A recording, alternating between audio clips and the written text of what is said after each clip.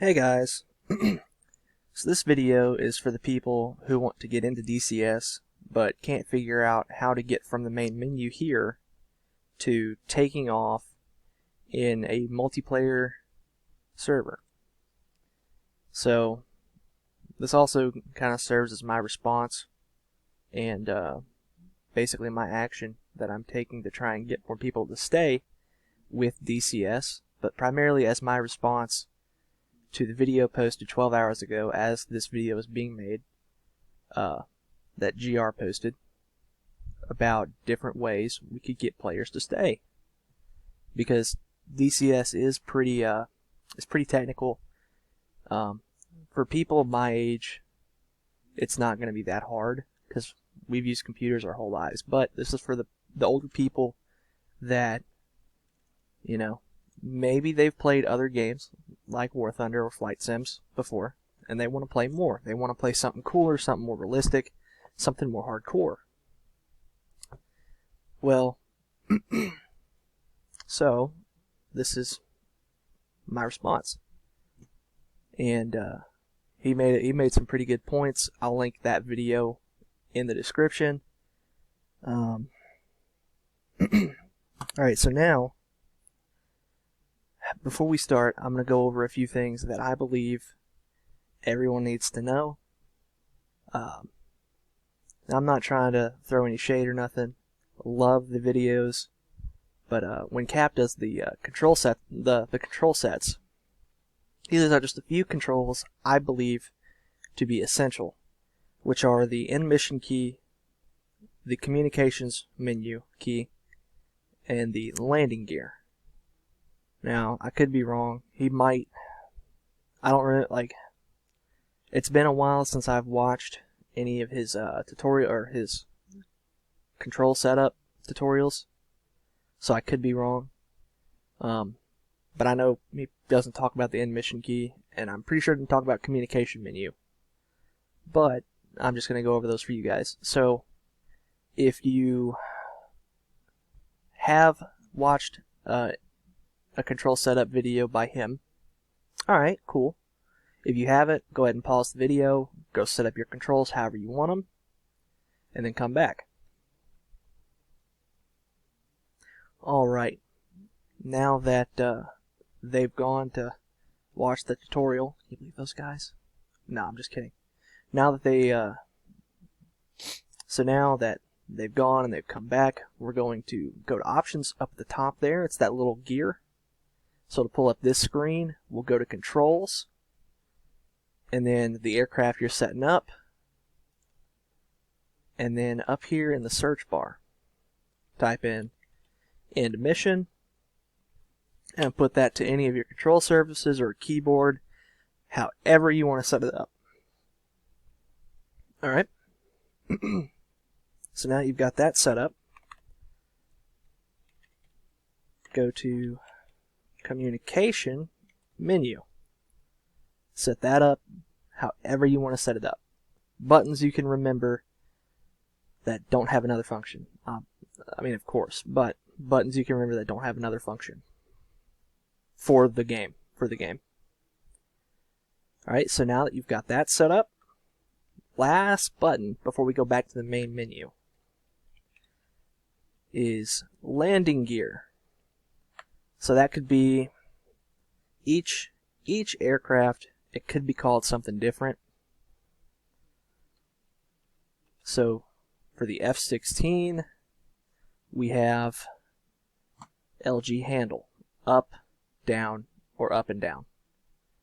Up and down will probably be the best one because that leaves you, you can just put that on one button. You can hit that one button, they go up. You hit that one button, they go down. Now for other aircraft, there's going to be some that there's going to be others that you'll want to put in, but in terms of the F-16 or taking off from a ground runway and landing on a landing on dirt, runway, that's all you're going to need. So now you've got that all set up, we're going to go to multiplayer there on the right. It's going to pull up server list here. So we're going to scroll down on the server list until we find a server we want. We're already going to go ahead and go to Nevada, 4-year training Nevada, and it's going to ping my SRS mod, which is just, it's basically a radio communication system that most servers use. It's a lot faster and it's a lot better than using the chat window. When we get in, you'll see what the chat window is.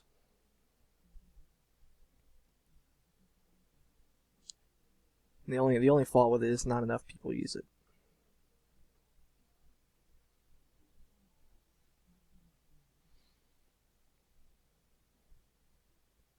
Alright, so now we're loaded in. Here we're greeted with the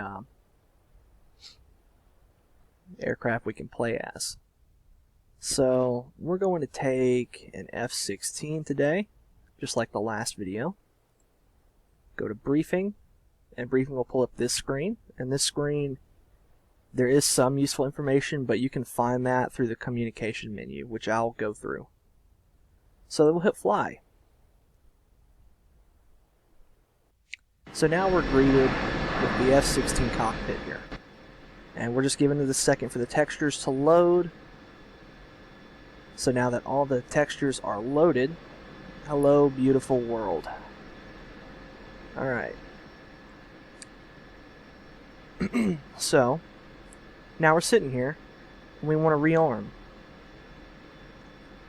So hit that communication menu button. Now if you're in a one of the low fidelity models, any of this stuff in the cockpit's not going to be clickable. So if you're like the F-15, the SU-25, you're going to want to be off in order to do this. And I'm pretty sure he talks about setting those controls up. So you'll want to turn everything off, and then go to ground crew, which is F8, and then F1 to rearm and refuel. You'll want to hit, now for here, we're greeted with this screen. Flares, chaff, gun ammo, all on sliders. Below that is a drop-down menu with the different types of belts for the M61 Vulcan we can have in this aircraft. And then below that is a slider for the fuel. And then there's your loadout, and then there is the libraries. There's no libraries for this yet. But, so now, in order to arm, you're going to want to right-click with your mouse, and then just mouse over the drop-downs. So, we're going to take 2 AIM-120s. Not 2, yeah, we'll take 2. 2 AIM-120s. 1 AIM-9X on both sides. And then we'll want to take a fuel tank, another fuel tank, and a third fuel tank. Now, these here, the 5R and the 5L, this one has nothing for it right now. Yeah. So you can't put anything on 5L. On 5R, we can put the lightning pod, which we'll go ahead and take, just for the giggles. Just for shits and giggles. Request refueling. So, request rearming. now we're just going to give it a minute while we load up. I'm going to press F10 to pull up this map. This map's real useful. Here we see, I'm assuming an okay, so that's an AJS-37 Viggen. Looks like he's coming in towards the airfield to start landing.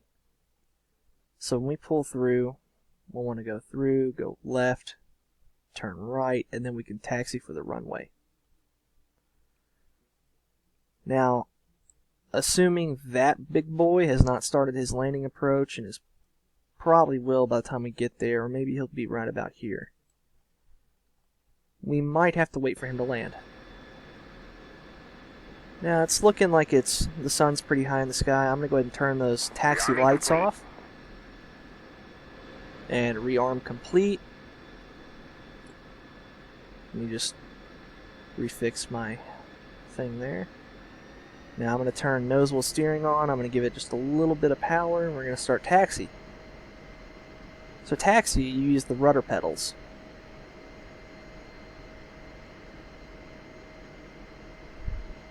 Now, if you don't have rudder pedals, you can just use buttons or a twisty grip on your joystick, however you want to do it. And for the taxi, it doesn't really matter how you taxi unless you're going for realistic.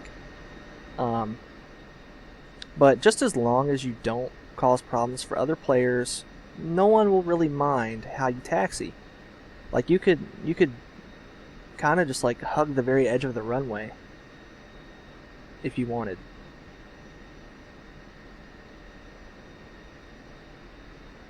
I don't think just because I'm trying to taxi as realistic as I can, you have a taxi like me. Especially if you're newer to the game. You know, taxiing way over here or doing this. That's all fine, as long as you don't cause problems for other players.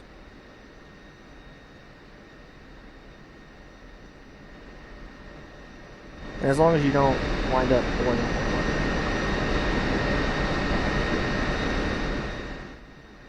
Now, if we get to the runway and I don't see this rigging, I'm going to F10, look on the map. If he's not too far away, we'll have to wait. Otherwise, we can just take it, because we should have enough time to get onto the runway and do this takeoff. Now, in order to take off, you don't really need a special button or any special, technique or nothing. You just need to know how fast you need to be going to get a positive rate of climb, and then how fast you can be going before you overspeed the gear and rip panels off and the gear and cause a big mess.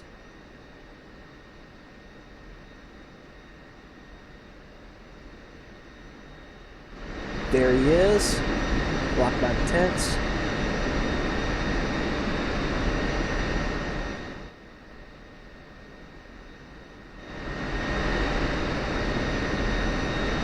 Alright, I don't see anyone else. And he just came in, so I'm going to go ahead and take the runway.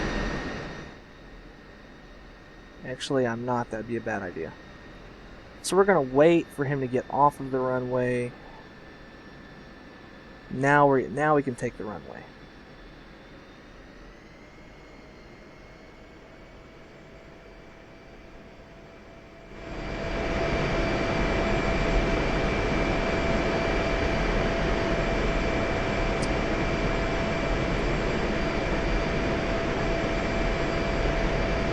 Alright, so I like to do the brakes on afterburner brake takeoff. I don't know what it's actually called, but I call it that. Let me turn my RW on there. I forgot about that. Now, I call it that because you've got the brakes held in, and you push that throttle all the way forward, and then you hit that afterburner. And as soon as it does that leap there, like you just saw in the HUD, it kind of broke the brakes there. When I say broke the brakes, I mean like the aircraft lurched forward, even though you've got full brakes on. So we can start rotating nose up at about 200 maybe. Yeah. Rotate, gear up. Squat the jet. I'm just trying to show off for the dude that landed in the Delta aircraft. So, yeah, that's my bad flying. So, that's about all there is to it. You don't have to do anything fancy. It's really not that hard. A couple times doing this by yourself, and it becomes second nature, really. The hard part's landing with this full load. And I am actually stalling. Alright. So what we're going to do is we're going to get a landing. I'm going to show you just how to land this thing with this full load.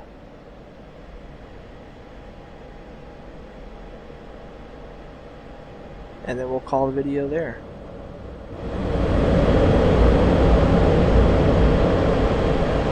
So if you guys have any questions for me as to anything about this game, you guys can leave it in the comments. I'll check them, and you know, I'll compile them all into a video, or I'll just answer them directly. Depends on how many there is.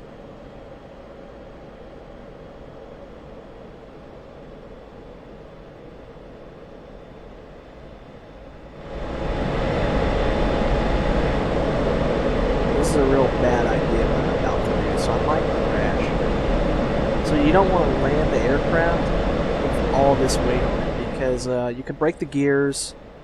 You might not be able to slow down fast enough.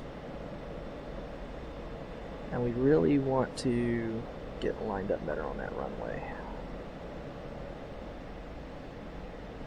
Yeah, all this weight coming down on those gears, if you slam down, you could break them. So we're just going to roll in.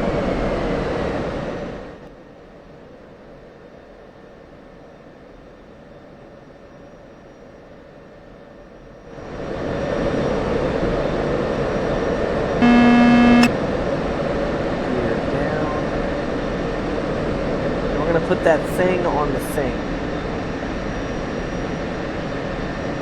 That little airplane looking thing, we're going to put that on the end of the runway. Straighten her up a little bit.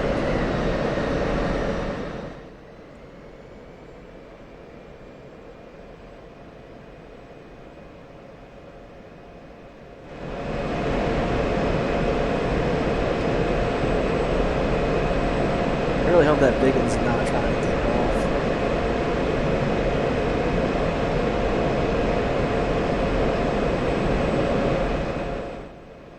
Alright, we got a pretty good nose-high aspect here.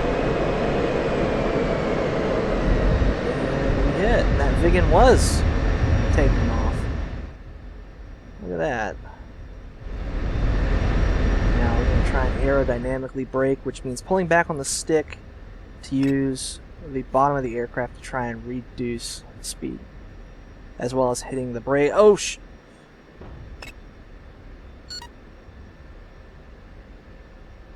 that was a crater on the runway. I don't know what caused that. I mean, obviously someone crashed into it, but when did that happen? I don't remember seeing that on takeoff. So we're just going to taxi over here to this other...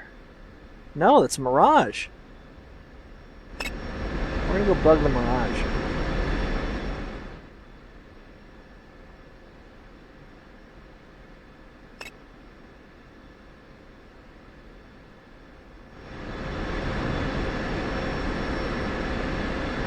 Hi, buddy. How are you? It's a very nice looking aircraft.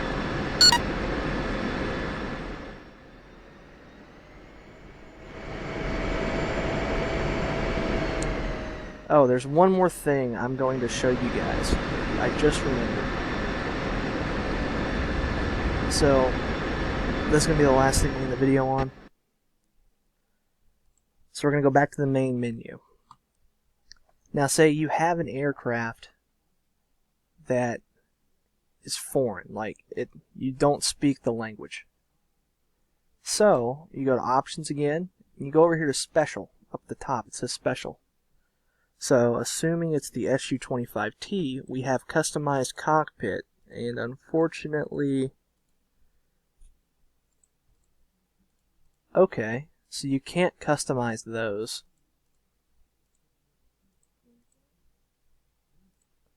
Alright, so if the cockpit is customizable, you know, say for instance the L39 or the 2000, the Mirage, it'll be in default by start. So just click on that, click on the menu. If it has another language cockpit, it will tell you right there. So you can set it to that language. And I believe that's it.